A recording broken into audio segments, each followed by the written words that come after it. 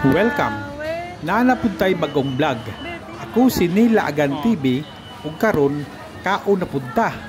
Naata karon sa Ningbo, China ug atong tilawan ang usa sa pinaka-comfort food diri sa Southern China. Mao ang Klipat rice o sa Chinese pa tawag nila kay Bao Shai Fan. Local itirini diri sa Ningbo. Mao niya kamong unang gi-order. Klipat rice with Chinese sausage, lap chong, marinated chicken, and bak choy. Lami ni siya kayo. Mao ni siya ang gipili sa akong anak na si Dre. Mao ni siya ang Klipat rice with Chinese sausage, pork belly or cured meat, and bak choy. Lami po ni siya kayo. Ang ikatulo na mo nag-order mo ang Klipat rice with beef slice, celery, garlic, red chili, and bak choy. Like a spicy beef Klipat rice. Dili ni siya fancy pero mauni nga lugar, lami gyud ang pagkaon. Ang ambience bugnaw, simple pero smell so good. Kayang-kaya sa budget. Ang grabe ang mga locals, puno gyud permi. Naglingkod ko diri sa gamay nga lamisa, naa sa akong kilid ang klipat nga naghuot pa sa kainit. Steam pa lang, murag lami na kayo. Okay, ready na ko. First bite. Init, savory, and comfort. Ang humot pa lang, makagutom na. Unya ang rice na ay part nga soup pero naagyoy crispy layer sa ilalom. Kanang tutumba pero lami kaayo. Ang sausage murag hamon, sweet and smoky. Ang chicken luto gyud, sakto gyud, juicy inside. Murag na ako sa balay nagkaon og pagkaon nga gi-prepare. Mao ni ang feelings. Did you know? Ang Klipat rice kay sikat gyud di siya sa Southern China, labi na sa mga Cantonese cuisine. Originated ni siya sa Guangdong, pero karon makita na ni siya sa tibuok China, bisan diri sa Ningbo. Sa mga karaang panahon, ginagamit gyud ang Klipat para mas dako ang flavor. Klipat remains heat, so bisan human nagluto, init gihapon siya. Pang long talk dinner ba? Lingaw kayo tan-awon ang mga locals diri. Nagkaon, nagistorya, simple lang ang kinabuhi. Na ay mga estudyante, mga office workers, ang uban gani nagdate. Ang mga tindera diri smile lang bisan busy. Niana sila ang Klipat diri gihimo nila na 20 years na, grabe ka traditional. Ayaw mughawa ha, kay mangaon pa mi. Taas pa ni kayo ng video.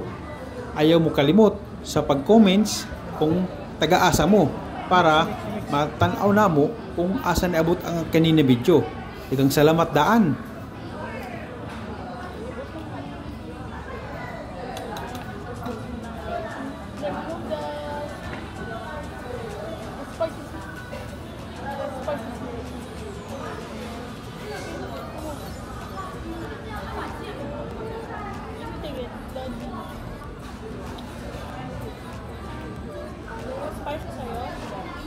Lang.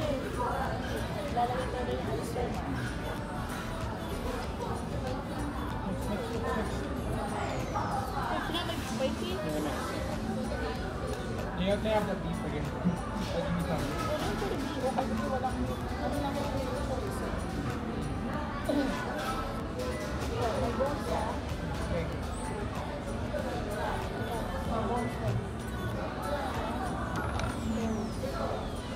Do you want some potato?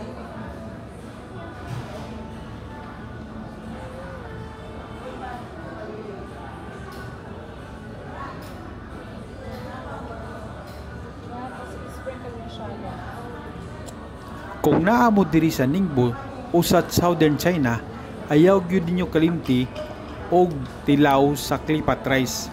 Simple lang siya pero puno og flavor.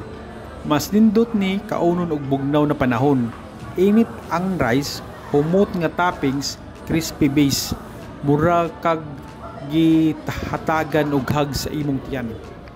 Grabe ang mga klipat pag human mo pangaon, mura magtilaan sa iring. Perteng lamia, makaigong butag extra rice.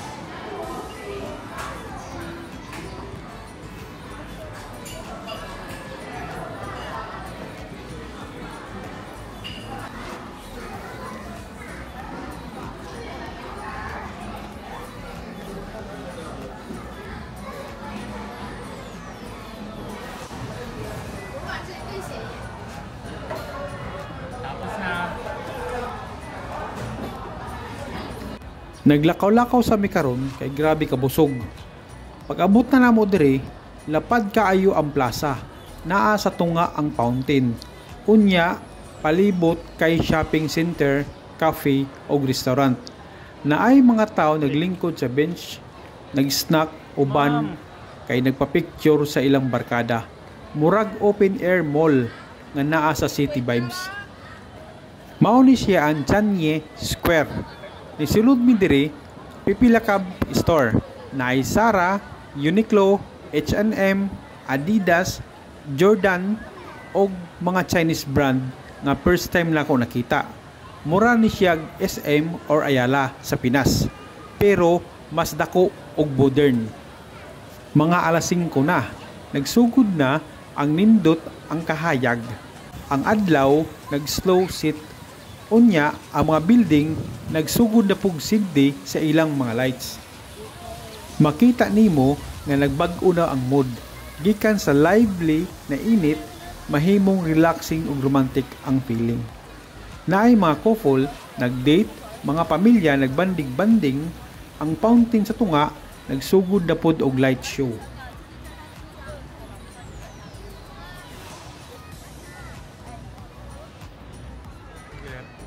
Yung mga bata yun. Daniel!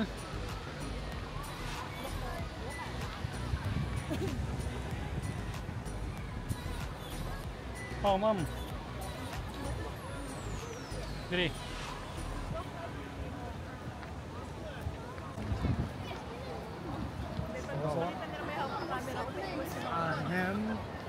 Hayaan mo lang. Daniel, Dre. Daniel.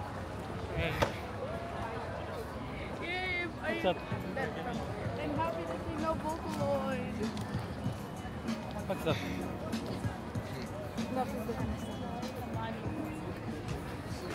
Medyo na-try na sige sa diving.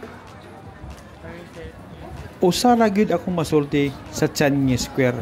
Dili lang siya shopping center kung pang-experience gyud siya.